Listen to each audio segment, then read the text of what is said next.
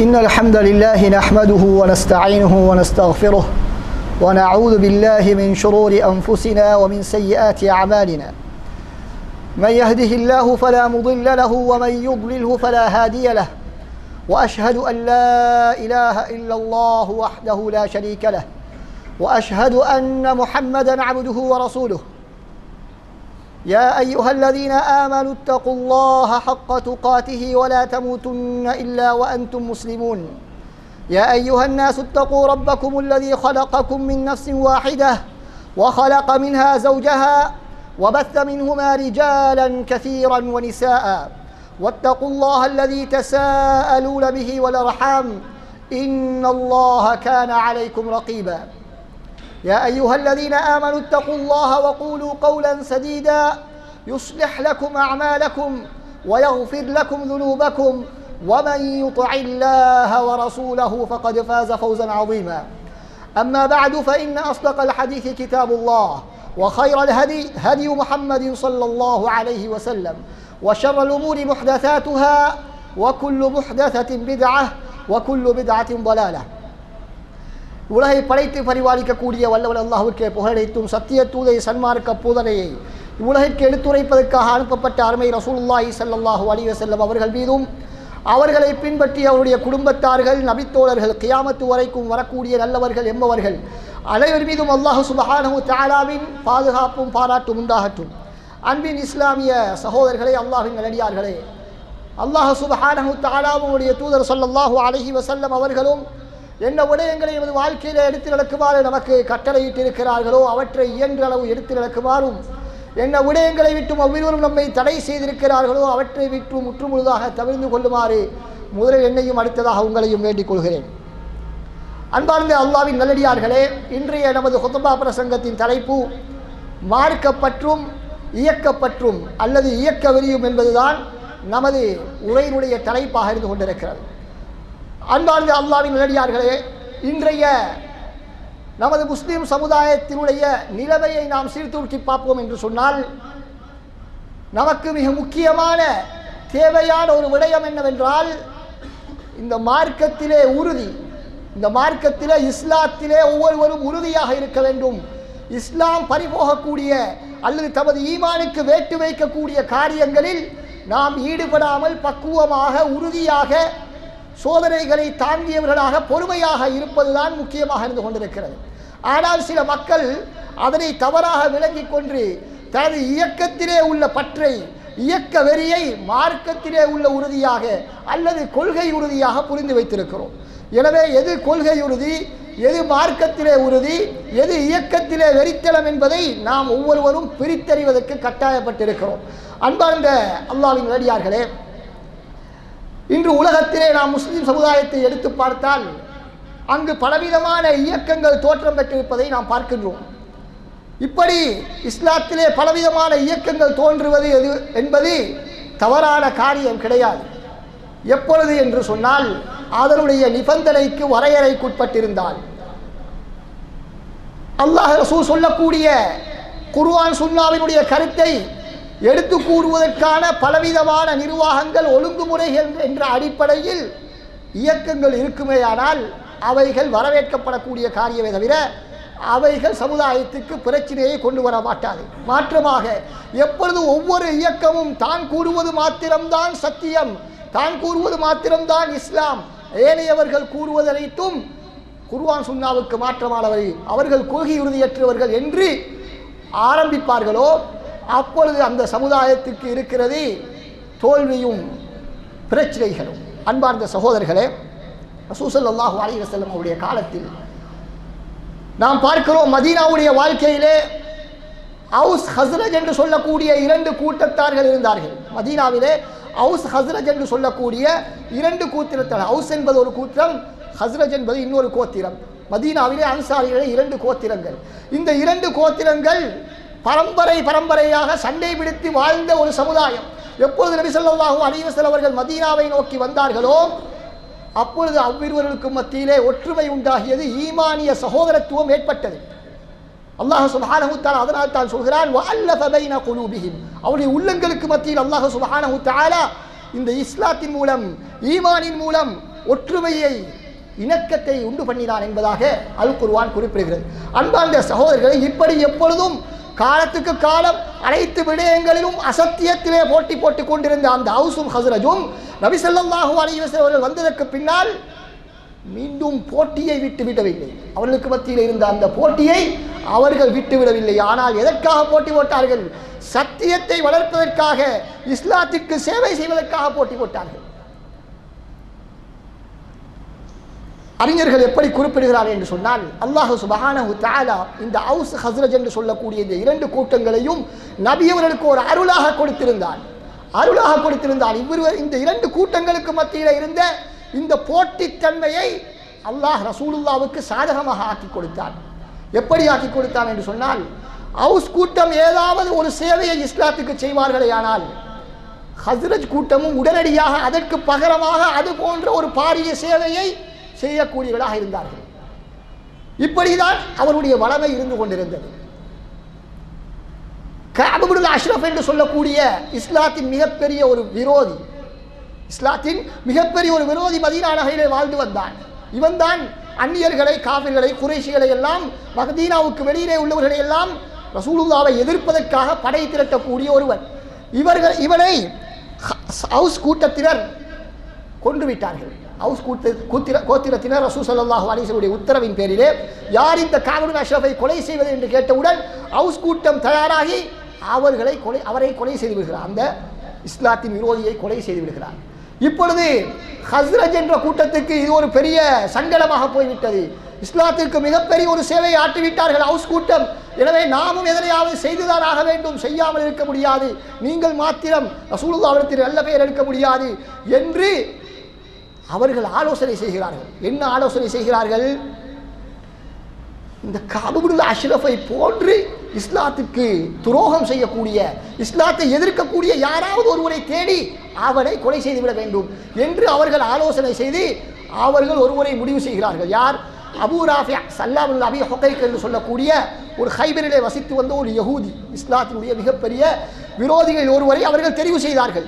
தெரிவு செய்து என்ன சொல்கிறார்கள்? ரசூலுல்லாஹ்விடத்தில் வந்து, யா ரசூலல்லாஹ், அவுஸ் கூட்டம் கஅப் இப்னு அஷ்ரஃபை போட்டு தள்ளிவிட்டார்கள். எனவே இஸ்லாத்தின் விரோதியான அடுத்த எதிரி இந்த அபூ ராஃபியை நாம் தான் போட்டு தள்ள வேண்டும் என்று ரசூலுல்லாஹ்விடத்தில் அனுமதி கேட்டவுடன் நபி அவர்கள் அவர்களுக்கு அனுமதி கொடுக்கிறார்கள்.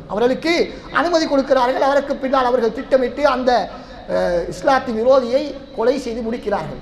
இப்படித்தான் ரசூலுல்லாஹ்வுடைய காலத்தில் இருந்த அந்த போட்டி, சஹாபாக்களுக்கு மத்தியில் இருந்த அந்த கோத்திரங்களுக்கு மத்தியில் இருந்த வரவேற்கத்தக்க போட்டி, இஸ்லாத்துக்கு செய்யப்பட்ட சேவைகள், இப்படித்தான் இன்றைய இயக்கங்களும் செயற்பட வேண்டும். ஆனால் துரதிர்ஷ்டவசமாக எப்படி செயற்பட்டு கொண்டிருக்கிறார்கள் என்று சொன்னால், நமது முஸ்லிம் சமுதாயம் எப்படி செயற்பட்டு கொண்டிருக்கிறார்கள் என்று சொன்னால், இயக்க வெறியுடன், மார்க்கத்திலே பற்று கிடையாது.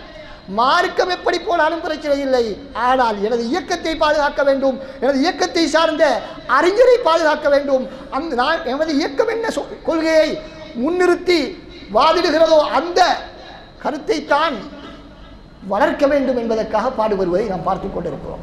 நமது பள்ளிக்கு வரக்கூடியவர்கள் அதிகரிக்க வேண்டும், நமது பள்ளி வாயில் நமது நிர்வாகம் பெரிதாக வேண்டும் என்பதற்காக போட்டி போடக்கூடியவர்களை நாம் பார்க்கிறோம். அன்பார்ந்த சகோதரர், இது மிக தவறான ஒரு அணுகுமுறையாக இருந்து கொண்டிருக்கிறது. நாம் பார்க்கிறோம், சில பள்ளி வாயில்களில், சில முஸ்லிம் ஊர்களிலே உள்ள சில பள்ளி வாயில்களில் என்ன செய்வார்கள்? தனது மாற்று கருத்திலே இருக்கக்கூடிய ஒரு முஸ்லிம் சகோதரனுக்கு இடம் கொடுக்க மாட்டார்கள், அவர்களுடைய நிகழ்ச்சிகளை செய்வதற்கு அனுமதிக்க மாட்டார்கள். ஆனால் என்ன செய்வார்களாம்? அந்நியர்களுக்கு பிரித்தோதுவதற்கு அனுமதிக்கிறார்கள், அல்லது அந்நியர்கள் வந்து அவர்களுடைய அனுஷ்டானங்களை செய்வதற்கு அனுமதிக்கிறார்கள், அல்லது மார்க்கத்துக்கு முரணான எத்தனையோ காரியங்களை எல்லாம் செய்வதற்கு அனுமதிக்கிறார்கள். ஆனால் தனது முஸ்லிம் சகோதரன் ஒரு நிகழ்ச்சியை செய்வதற்கு அனுமதி கேட்டால் அதற்கு அனுமதி மறுக்கப்படுகிறது. காரணம் என்ன? மார்க்கப்பற்று இல்லாததின் காரணமாகவும் இயக்க வெறி அவருடைய உள்ளங்களே குடிகொண்டிருப்பதின் காரணமாகவும் தான் இப்படி நிகழ்கிறது.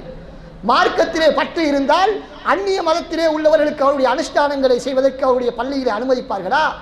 அனுமதிக்க மாட்டார்கள். ஏன்? காரணம் என்ன? அனுமதிப்பதற்கு காரணம் என்ன? அல்லது அந்நிய மதங்களுடைய இடங்களுக்கு சென்று, அவர்களுடைய வணக்க ஸ்தலங்களுக்கு சென்று தமது கடமைகளை நிறைவேற்றுவதை பார்க்கிறோம், அல்லது அவர்களுடைய அனுஷ்டானங்களை அங்கே சென்று கலந்து கொள்வதை பார்க்கிறோம், அல்லது அவர்களுடைய வைபவங்கள், மார்க்க ரீதியான வைபவங்கள், பெருநாட்கள் அல்லது பெருநாட்களுக்கு வாழ்த்து சொல்லுதல், இப்படி பலவிதமான இஸ்லாம் தடை செய்த இஸ்லாம் மார்க்கப்பற்றுக்கு முரணான எத்தனையோ காரியங்களில் நமது முஸ்லிம் சகோதரர்கள் ஈடுபடுகிறார்கள். ஆனால் தனது முஸ்லிம் சகோதரன் அவருடைய ஒரு மார்க்க நிகழ்ச்சியை நிகழ்த்துவதற்காக அனுமதி கேட்டால் அந்த பள்ளி வாயில் அனுமதி மறுக்கப்படுவது மாத்திரமின்றி அந்த சகோதரருடைய நிகழ்ச்சிகளுக்கும் செல்லாமல் இருப்பது மாத்திரமின்றி செல்லக்கூடியவர்களையும் தடுக்கக்கூடிய ஒரு மிக துரதிர்ஷ்டவசமான ஒரு நிலைமையை நாம் பார்த்து கொண்டிருக்கிறோம். அன்பார்ந்த சகோதரர்களே, இதற்கு காரணம் என்ன? இரண்டு விதமான காரணங்கள் இருக்கின்றன. மார்க்கப்பற்று இல்லாமல் அந்நியர்களுக்கு நமது உரிமைகளை விட்டுக் கொடுப்பதற்கான காரணம் நமது உள்ளங்களிலே தோல்வி மனப்பான்மை என்ற பண்பு வளர்ந்துவிட்டது. நமது உள்ளங்களிலே தோல்வி மனப்பான்மை என்ற பண்பு நோய் ஏற்பட்டு விட்டது.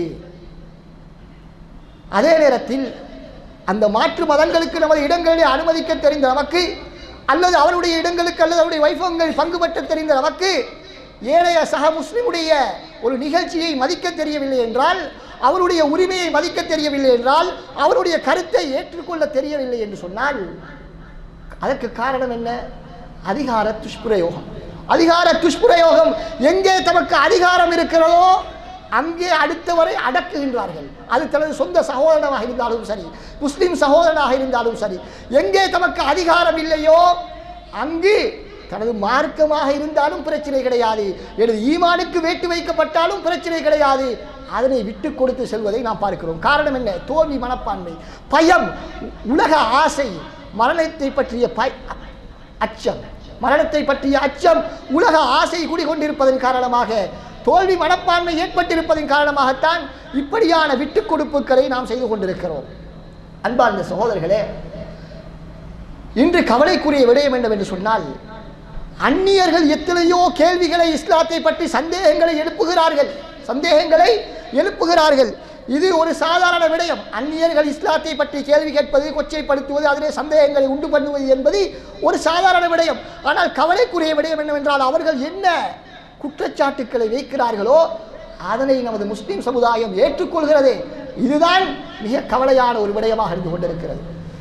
உதாரணத்துக்கு, இஸ்லாத்திலே விமர்சிக்கப்படக்கூடிய ஒரு காரியம்தான், இஸ்லாத்தை விட்டு மதம் மாறினால் ஒரு முஸ்லிம் அவனை கொலை செய்ய வேண்டும் என்பது இஸ்லாத்தினுடைய மிக தெளிவான கட்டளை. யார் தனது மார்க்கத்தை மாற்றிக்கொள்வார்களோ அவர்களை கொலை செய்து விடுங்கள் என்பது மிக தெளிவான ஆதாரபூர்வமான ஹதீஸ், புகாரியில் இடம்பெறக்கூடிய ஹதீஸ்.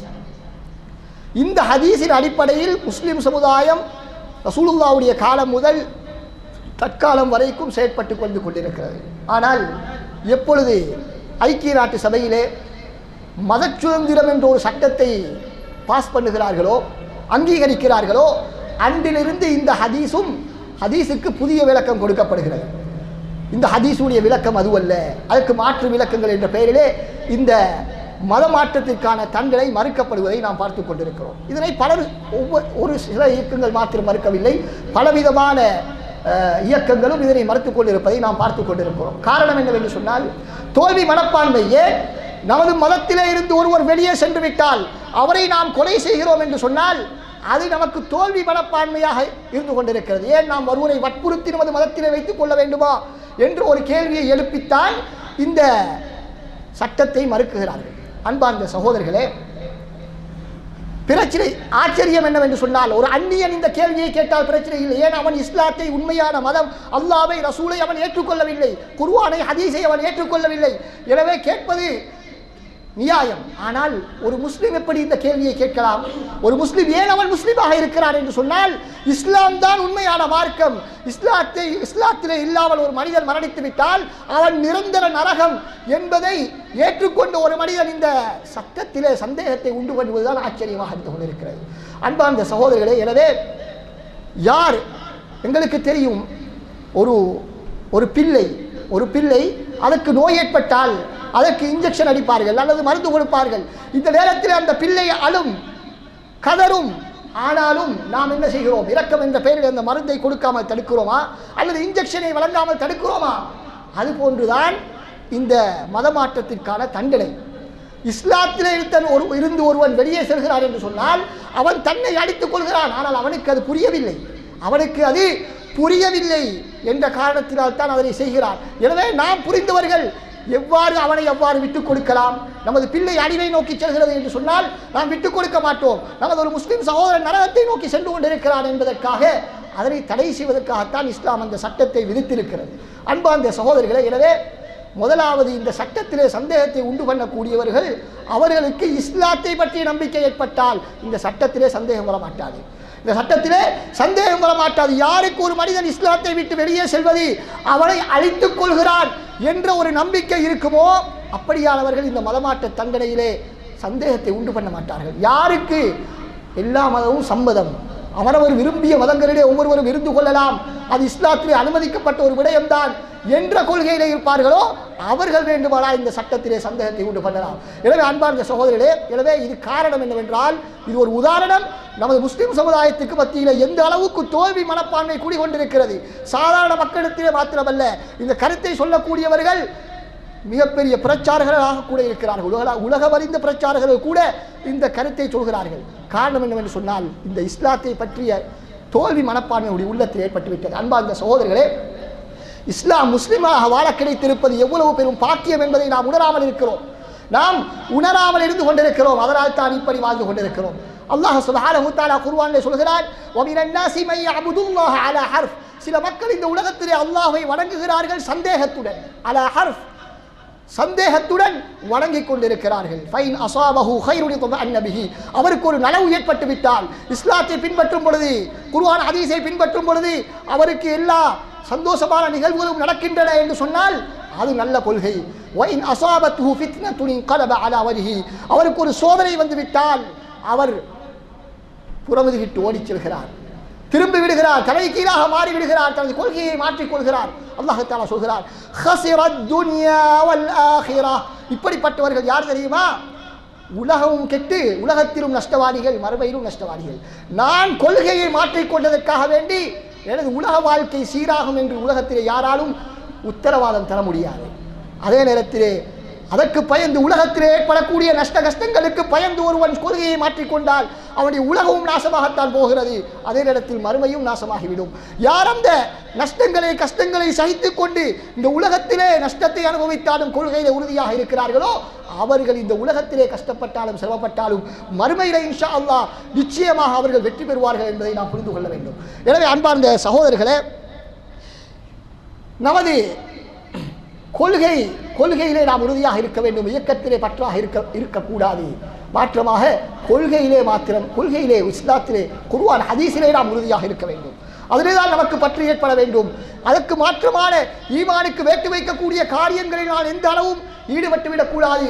அதற்காக வேண்டி நமது உயிரே போனாலும் பரவாயில்லை, நமது சொத்துக்கள் அழிக்கப்பட்டாலும் பரவாயில்லை என்ற நம்பிக்கை நமது உள்ளத்திலே ஏற்பட வேண்டும். சஹாபாக்கள் அதனை புரிந்ததன் காரணமாகத்தான் மிக பெரும் தியாகங்களை எல்லாம் அவர்கள் சகித்துக் கொண்டார்கள். அதே போன்ற ஒரு நிலைமைதான் இன்றும் நமக்கு ஏற்பட்டிருக்கிறது. ரசூல் ஸல்லல்லாஹு அலைஹி வஸல்லம் அவர்கள் சொன்னார்கள், எதிர்காலத்திலே ஒரு காலம் வரும், அது பொறுமையுடைய காலம். அபூ தாவூதில் இடம்பெறக்கூடிய ஹதீஸ். அந்த நேரத்திலே மார்க்கத்திலே யார் பற்றாக இருக்கக்கூடியவர் எப்படி இருப்பார் என்று சொன்னால், கையிலே தணலை வைத்துக் கொண்டிருப்பதை போன்று, கையிலே தணலை வைத்துக் கொண்டிருப்பது போன்றுதான் அவர் இருப்பார். அந்த நேரத்திலே யார் கொள்கையிலே உறுதியாக இருந்து நல்லவர்கள் செய்கிறார்களோ அவர்களுக்கு சஹாபாக்களில் 50 பேருக்கு கிடைக்கக்கூடிய கூலி கிடைக்கும் என்பதாக ரசூலுல்லாஹி ஸல்லல்லாஹு அலைஹி வஸல்லம் சொன்னார்கள். காரணம் என்னவென்று சொன்னால், அந்த நேரத்தில் அவர்களுக்கு உதவியாளர்கள் இருக்க மாட்டார்கள். எல்லோரும் சேர்ந்து அந்நியர்களுடைய அனைத்து திட்டங்களுக்கும் அடிபணிந்து நமது உரிமைகளை எல்லாம் விட்டு கொடுத்து கொண்டு செல்லக்கூடிய நேரத்திலே ஒரு சிறு கூட்டம் என்ன நடந்தாலும் நமது உரிமைகளை நாம் விட்டுக் கொடுக்க மாட்டோம், இஸ்லாத்துக்கு துரோகம் செய்ய மாட்டோம், ஈமானுக்கு மாற்றமான ஒரு வார்த்தையையும் நாம் உபயோகிக்க மாட்டோம் என்று வாழ்கிறார்களோ அவர்கள் இந்த உலகத்திலே எப்படி கணிக்கப்படுவார்கள்? பிற்போக்குவாதிகள், அடிப்படைவாதிகள், பயங்கரவாதிகள் என்ற பட்டமெல்லாம் அவர்களுக்கு கொடுக்கப்படும். இவைகளை எல்லாம் தாங்கிக் கொண்டு வாழ்வது தணலை கையிலே வைத்துக் கொண்டு வாழ்வதை போன்றுதான் சகோதரர்களே. எனவே நாம் எல்லா கட்டங்களிலும் அல்லாஹ்வை அஞ்சக்கூடியவர்களாக, ரசூலுல்லாஹ்வுடைய கட்டளைக்கு கட்டப்படக்கூடியவர்களாக நாம் வாழ்ந்தால் எப்பொழுது மரணம் வந்தாலும் நமக்கு பிரச்சனை கிடையாது. எப்பொழுது மரணம் வந்தாலும் நமக்கு பிரச்சனை கிடையாது. அன்பார்ந்த சகோதரர்களே, உண்மையிலேயே இஸ்லாத்தை நாம் பின்பற்றுவதால் தான் நமக்கு பிரச்சனை என்பதாக சில மக்கள் நினைத்துக் கொண்டிருக்கிறார்கள். இஸ்லாத்தை சரியான முறையிலே நாம் பின்பற்றுவதனால் தான் நமக்கு பிரச்சனை. எனவே சில விடயங்களிலே விட்டுக் கொடுப்பு செய்து நாம் செல்ல வேண்டும். சில விடயங்களை நாம் விட்டுக் கொடுப்பு செய்து சென்றால் தான் நாம் நிம்மதியாக வாழ வேண்டும், நாம் நிம்மதியாக வாழ முடியும் என்பதாக நினைக்கிறார்கள். அன்பார்ந்த சகோதரர்கள், இந்த நிம்மதியாக வாழ வேண்டும், சொகுசாக வாழ வேண்டும், அல்லது நமது வியாபாரத்திலே எந்த விதமான பிரச்சனையும் வந்துவிடக்கூடாது, நமது அந்நிய வாடிக்கையாளர்கள் ஏனைய மதங்களைச் சேர்ந்த வாடிக்கையாளர்கள் நம்மை விட்டும் விலகி சென்று விடக்கூடாது, நம்மை ஒரு மாதிரி அவர்கள் பார்க்கக்கூடாது என்றெல்லாம் நாம் எண்ணுவதின் காரணமாகத்தான் இப்படியான விட்டுக் கொடுப்புகள் ஆரம்பிக்கின்றன. எப்பொழுது நமக்கு அவர்கள் என்னதான் நமது வாடிக்கையாளர்களாக இல்லாவிட்டாலும் பிரச்சனை இல்லை, அல்லாஹ் சுப்ஹானஹு வ தஆலா எழுதியதுதான் எனக்கு கிடைக்கும் என்ற நம்பிக்கை யாருக்கு இருக்கிறதோ, அல்லாஹ் தஆலா எப்பொழுது எனக்கு மரணத்தை எழுதியிருக்கிறானோ, எப்பொழுது எனது கடை தீப்பற்றும் என்று அல்லாஹ் எழுதியிருக்கிறானோ, நஷ்டம் வரும் என்பதாக எழுதியிருக்கிறானோ, அப்பொழுது அது வந்துதான் ஆகும் என்ற உறுதியான நம்பிக்கை உள்ள எந்த ஒரு மூமினும் இஸ்லாத்தின் உரிமைகளை அந்நியருடைய பயத்துக்காக விட்டுக் கொடுக்க மாட்டார்கள். அன்பார்ந்த சகோதரர்களே, நாம் இஸ்லாத்தை சரியான முறையில் பின்பற்றினால் எந்த விதமான தவறான பிரச்சாரங்களுக்கும் அந்நியர்கள் சிக்க மாட்டார்கள். அந்நியர்களில் ஒரு சிறு கூட்டத்தினர் தான் தவறான பிரச்சாரங்களை முன்னெடுக்கிறார்கள். ஏனையவர்கள் அதனை பார்த்து ஏமாந்து செல்கிறார்கள், அதற்கு பின்னால் ஏமாந்து செல்கிறார்கள். அப்படி ஏமாறுவதற்கு காரணம் என்ன என்று சொன்னால் அது நாம் தான். ஏமாறுவதற்கு காரணம் என்னவென்று சொன்னால் அது நாமத்தான் இருந்து கொண்டிருக்கிறோம். எப்படி அது நாம இருக்கிறோம் என்று சொன்னால், நாம் சொல்கிறோமே மார்க்க பற்று என்று. இந்த மார்க்க பற்று என்று சொல்வது வெறுமனை பள்ளி வாயிலுக்குள்ள நடக்கக்கூடிய சில அமல்களிலே மாத்திரமல்ல, தொழுகையை ரசூலுல்லாஹ்வுடைய நபிவழி தொழுகையாக தொழுவதிலே மாத்திரமல்ல, ஏனைய நமது மார்க்க விடயங்களை, நிக்காகை, நமது ஜனாசாவை நபி வழியில் சரியாக செய்வது மாத்திரம் மார்க்கப்பற்றல்ல. மார்க்கப்பற்று என்பது நமது முழு வாழ்க்கையிலும் இஸ்லாத்தை சரியான முறையிலே பின்பற்ற வேண்டும். அந்த மார்க்கப்பற்று இருக்குமேயானால் எவ்வளவுதான் தவறான பிரச்சாரங்கள் முன்னெடுக்கப்பட்டாலும் அந்நியர்கள் அதிலே சிக்க மாட்டார்கள். இன்று நமது கொடுக்கல் வாங்கலை நாம் எடுத்துக்கொண்டால் அங்கே நபி வழி இருக்கிறதா? நமது பேச்சுக்களை எடுத்துக்கொண்டால் அங்கே நபி வழி இருக்கிறதா? நமது தொடர்பாடல்களை, நமது நடவடிக்கைகளை, நடைமுறைகளை, அன்றாட நடவடிக்கைகளை நாம் எடுத்துக்கொண்டால் அங்கே இஸ்லாம் இருக்கிறதா, மார்க்கப்பட்டு இருக்கிறதா என்பதை நாம் ஒவ்வொருவரும் சிந்திப்பதற்கு கடமைப்பட்டிருக்கிறோம். சகோதரர்களே, எத்தனையோ அந்நியர்களுக்கு நாம் எத்தனையோ பொய்களை சொல்லி ஏமாற்றி வியாபாரங்கள் செய்கிறோம். நமது வியாபாரத்தை வளர்த்துக் கொள்வதற்காக, கூடுதலாக லாபம் ஈட்டும் என்பதற்காக வேண்டி அரசாங்கத்துக்கு கொடுக்கக்கூடிய வரிகளை சரியான முறையிலே செலுத்தாமல், அல்லது சுங்க வரி திணைக்களத்திலே சரியான முறையிலே அதற்குரிய தொகைகளை செலுத்தாமல், அங்கு லஞ்சம் என்ற பெயரிலே அங்குள்ள அதிகாரிகளுக்கும் போலீஸ்காரர்களுக்கும் ஏனைய இன்னொரு அரசியல்வாதிகளுக்கும் நாம் லஞ்சங்களை கொடுத்து நமது தொழிலையும் நமது செல்வத்தையும் நாம் வளர்த்து கொண்டிருக்கிறோம் என்று சொன்னால் அல்லாஹ்வின் உதவி எப்படி வரும்? நம்மை பற்றி சொல்லக்கூடிய தப்பபிப்பிராயங்கள், பிரச்சாரங்கள் அவரிடத்தில் எடுபடுமா இல்லையா என்பதை நாம் சிந்திக்க கூடாதா? ஒரு பிரச்சனை வரும்பொழுது மாத்திரம் நாம் காவல்காரரை நோக்கி செல்கிறோம், போலீஸ்காரத்திலே செல்கிறோம். அதே போலீஸ்காரருக்குத்தான் இதற்கு முன்னால் நாம் ஹெல்மெட் இல்லாமல் சென்ற பொழுது லஞ்சம் கொடுத்திருக்கிறோம். நமது வியாபாரத்தை நடத்துவதற்காக அவருக்கு லஞ்சம் கொடுத்திருக்கிறோம். இப்படி எத்தனையோ இடங்களில் நாம் ஏமாற்றி மோசடி செய்து பிழைத்திருக்கிறோம். இப்படி பிழைத்துவிட்டு பிரச்சனை வந்தவுடன் நம்மை அவர்கள் காப்பாற்ற வேண்டும் என்று சொன்னால் காப்பாற்றுவதற்கு என்ன அவர்கள் கேனையன்களா? இல்லை, அவர்கள் நினைப்பார்கள் நம்மை ஏமாற்றி மோசடி செய்து வளர்ந்த இவர்களை அடிப்பதுதான் சரி என்று நினைக்க மாட்டார்களா? நினைப்பார்கள். எனவே அன்பார்ந்த சகோதரர்களை, இன்று நமக்குள்ள பிரச்சனை மார்க்கத்தை பின்பற்றுவது அல்ல, மார்க்கத்தை பின்பற்றாமல் நாம் வாழ்ந்து கொண்டிருக்கிறோம். மார்க்கத்தை பின்பற்றாமல் நாம் வாழ்ந்து கொண்டிருக்கிறோம். ஒரு சில காரியங்களை நபி வழியை பின்பற்றிவிட்டு நாம் மார்க்கப்பட்டு உள்ளவர்கள், கொள்கை உறுதி உள்ளவர்கள் என்பதாக நினைத்துக் கொண்டிருக்கிறோம். ஆனால் உண்மையில் கொள்கை உறுதி அல்ல, சிலருக்கு இயக்க வெறிதான் இருக்கிறது என்பதை நாம் புரிந்து கொள்ள வேண்டும். அன்பார்ந்தவர்களே, எனவே இந்த விடயத்திலே நாம் மிகவும் கண்ணும் கருத்தமாக இருக்க வேண்டும். இன்ஷா அல்லாஹ் அடுத்த ஹுத்பாவிலே ஏனைய சில விடயங்களை பார்ப்போம்.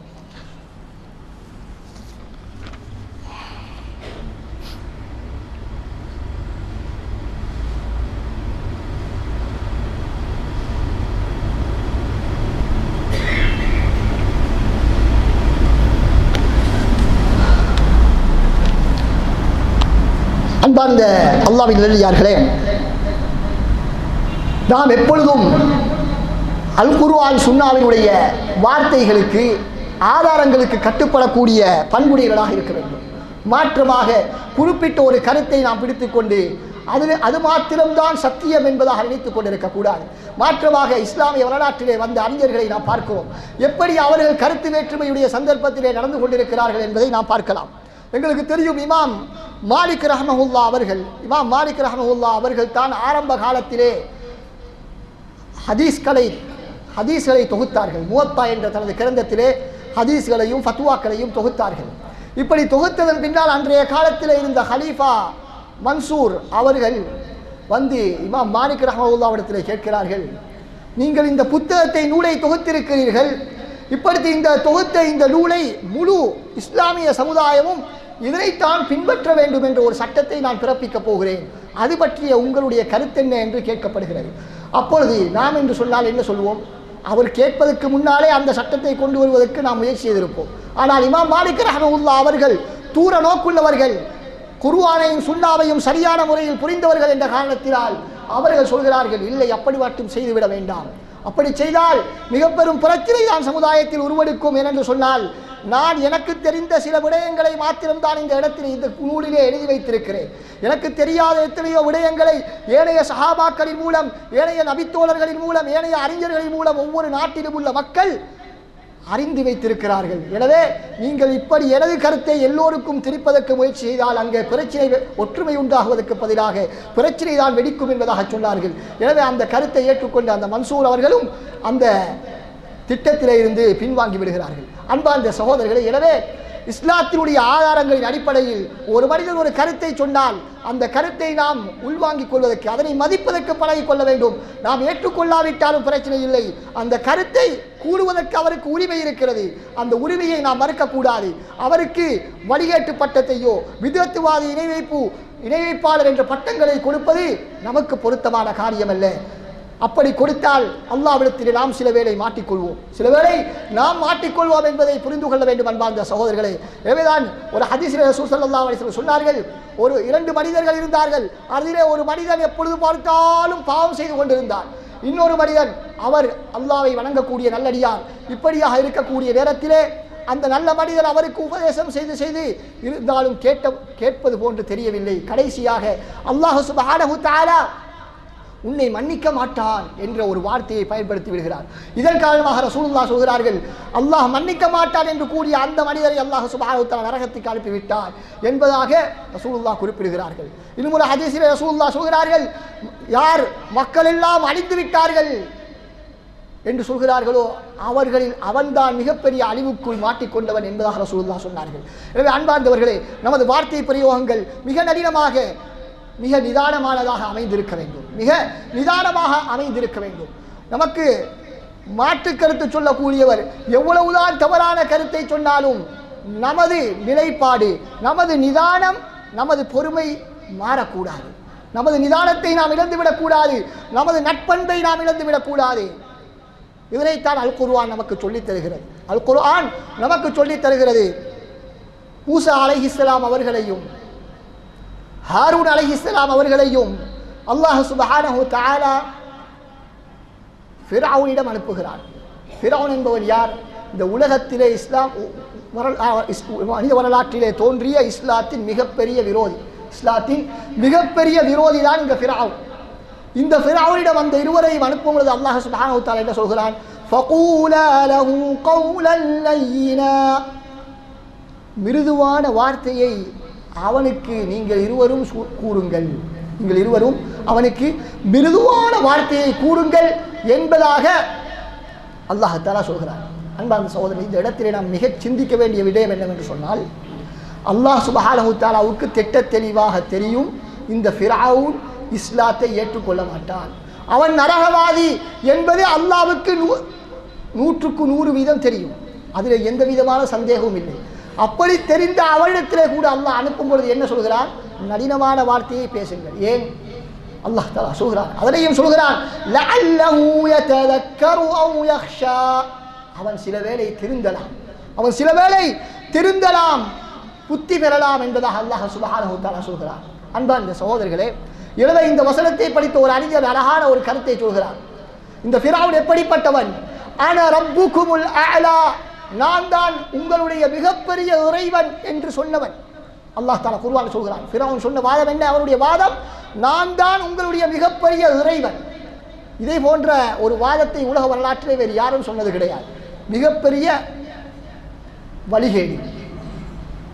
அன்பார்ந்தவர்களே, அல்லாஹ் சுப்ஹானஹு வ தஆலா அறிஞர் சொல்கிறார், இந்த வசனத்தை படித்துவிட்டு என்ன சொல்கிறார் என்றால், இப்படி உலகத்திலே ஆகப்பெரிய வழிகேடான அன ரப்புகுமுல் அஅலா என்று சொன்ன அந்த ஃபிரௌனிடமே அல்லாஹ் சுப்ஹானஹு வ தஆலா நளினமாக உரையாடுமாறு மூசா அலைஹிஸ்ஸலாம் அவர்களுக்கு சொல்கிறார் என்று சொன்னால், ஒவ்வொரு தொழுகையிலும் சுப்ஹான ரப்பியல் அஅலா, எனது ரப்பாகிய அல்லாஹ் சுப்ஹானஹு வ தஆலா பரிசுத்தமானவன் என்று சொல்லக்கூடிய ஒரு சகோதர மூமினுடன் நானும் நீங்களும் எவ்வாறு நடக்க வேண்டும், எவ்வாறு அன்பாக பண்பாக நடக்க வேண்டும் என்பதை அல்லாஹ் சுப்ஹானஹு வ தஆலா சொல்லித் தருகிறான் என்பதை விளங்கப்படுத்துகிறார்.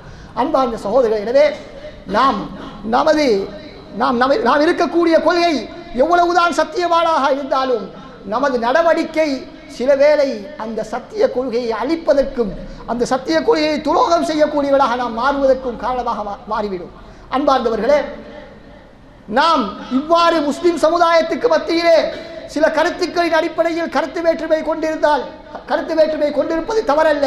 மாற்றமாக அதன் மூலமாக பிரச்சனைகளையும் குழப்பங்களையும் நாம் உருவாக்கி கொண்டு ஒருவருக்கு இன்னொருவர் பட்டம் கொடுத்து கொண்டு வழிகேடனாக ஆக்கி சித்தரித்து நாம் இந்த உலகத்திலே வாழ்வதன் மூலமாக இஸ்லாத்திற்கு எந்த சேவையும் செய்ய முடியாது. மாற்றமாக யாருக்கு சேவை செய்கிறோம் என்று சொன்னால், யாருடைய நிகழ்ச்சி நிரலுக்கு நாம் உதவுகிறோம் என்று சொன்னால், அந்நியர்களுடைய நிகழ்ச்சி நிரலுக்கு உதவி செய்து கொண்டிருக்கிறோம். இன்று அந்நியர்கள் திட்டமிட்டு இஸ்லாமிய சமுதாயத்துக்கு மத்தியிலே உள்ள இந்த சில கருத்து வேற்றுமைகளை எடுத்து இந்த கருத்து வேற்றுமைகளின் அடிப்படையில் முஸ்லிம் சமுதாயத்தை பிரிப்பதற்கு திட்டமிட்டு செயற்பட்டு கொண்டிருக்கிறார்கள். நாம் அந்த திட்டத்துக்கு ஆளாகி அந்த சூழ்ச்சியை நாம் விளங்காமல் நமது முஸ்லிம் சமுதாயத்துக்கு மத்தியிலே பிரச்சனைப்பட்டுக் கொள்வோம் என்று சொன்னால் இது நமக்கு ஒரு ஆரோக்கியமான விடயம் அல்ல. மாற்றமாக நம்மை அழிவிலே கொண்டு போய்விடும். எனவே அன்பார்ந்த சகோதரர்களே, கடைசியாக நாம் சொல்லக்கூடிய என்ன விடயம் என்று சொன்னால், இயக்கப்பற்றோ அல்லது இயக்க வரியோ நம்மிடத்தில் இருக்கக்கூடாது. மாற்றமாக இந்த இயக்கங்கள் எல்லாம் இஸ்லாத்தை வளர்ப்பதற்காக இந்த ஹவுஸ் ஹஸ்ரத் எப்படி ஒருவர் இஸ்லாத்துக்கு ஒரு சேவை செய்தால் இன்னொருவர் அதை போன்று இன்னொரு சேவையை செய்து இஸ்லாத்தை வளர்த்தார்களோ அதுபோன்று ஒவ்வொருவரும் இஸ்லாத்தை வளர்ப்பதற்காகத்தான் பாடுபட வேண்டுமே தவிர, இன்னொரு இயக்கம் ஒரு நல்ல காரியத்தை செய்கிறதா அதனை பாராட்ட வேண்டும். அதுதான் இஸ்லாம். எந்த அளவுக்கு என்று சொன்னால், இஸ்லாம் ஷைத்தான் ஒரு விடயத்தை சரியாக செய்தால் கூட அதனையும் சரி என்று ஏற்றுக்கொள்ளுமாறு சொன்ன இஸ்லாம் தான் நாம் இருக்கக்கூடிய இஸ்லாம். அன்பார்ந்த சகோதரர் ரசூலுல்லாஹி ஸல்லல்லாஹு அலைஹி அவர்கள் அந்த ஷைத்தான் ஆயத்துல் குர்சியை படித்துக் கொடுத்த பொழுது ஷைத்தான் சொல்லிவிட்டார் என்பதற்காக ரசூலுல்லாஹ் அதனை மறுத்தார்களா? மறுக்கவில்லை. மாற்றமாக அவன் உண்மை உரைத்து விட்டான் என்பதாக சொன்னார்கள். எனவே ஒரு மனிதன் தவறான கொள்கையில் இருக்கிறான் என்பதற்காக வேண்டி அவன் சொல்லக்கூடிய அனைத்தும் அசத்தியம் கிடையாது, சில வேளை சத்தியத்தையும் அவன் சொல்லலாம். எனவே ஒரு மனிதனின் மீது உள்ள அல்லது இயக்கத்தின் மீது உள்ள வெறுப்பினால் அவர்கள் சொல்லக்கூடிய அனைத்தையும் போட்டு மட்டம் தட்டுவது, அவர்களை இழிவுபடுத்துவது என்பது அல்லது அந்த இயக்கத்தை சார்ந்த அனைவரையும் சாடுவது என்பது இஸ்லாத்திலே உள்ள நடுநிலைமைக்கு மாற்றமானதாகும், நீதி நியாயம் நேர்மைக்கு மாற்றமானதாகும் என்பதை புரிந்து கொள்ள வேண்டும். இன்றைய நமது பிரச்சனை என்னவென்று சொன்னால், இஸ்லாம் எங்கு பொறுமையாக செல்லுமாறு சொல்கிறதோ அந்த இடத்திலே பொறுமையாக செல்லாமல் அந்த இடத்திலே நமது வீரத்தை துணிவை நாம் காட்டுகிறோம்.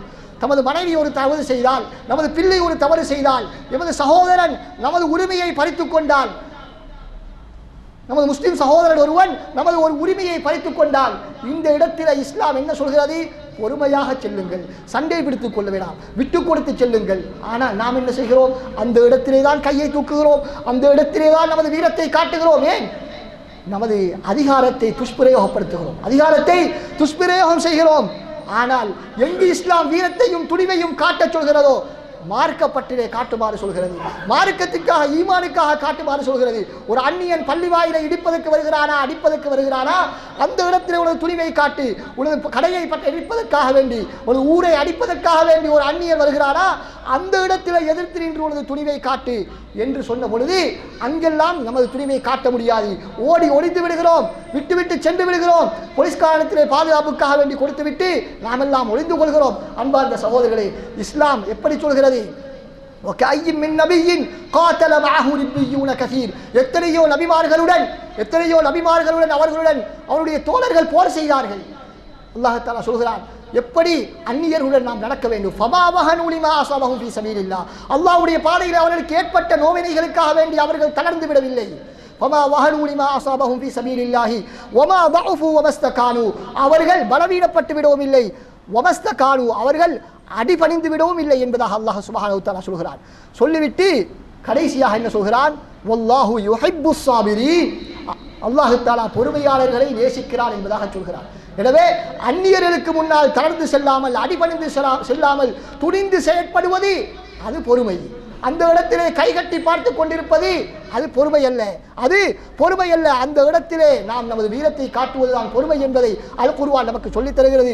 மாற்றமாக நமது முஸ்லிம் சகோதரர்களுடன் நாம் அனைத்து விடயங்களும் விட்டுக் கொடுப்புடன் நாம் நடந்து கொள்ள வேண்டும். அங்கே நமது வீரத்தை தீரத்தை காட்ட செல்லக்கூடாது. எனவே அல்லாஹ் சுப்ஹானஹு வ தஆலா நம் அனைவரையும் இந்த இயக்கவெறி என்ற நோயில இருந்து பாதுகாத்து இந்த மார்க்கப்பட்டுள்ள நல்ல மனிதர்களாக வாழக்கூடிய பாக்கியத்தை நம் அனைவருக்கும் தந்தருவாராக. வ ஆகிரு தஅவானா அல்ஹம்துலில்லாஹி ரப்பில் ஆலமீன்.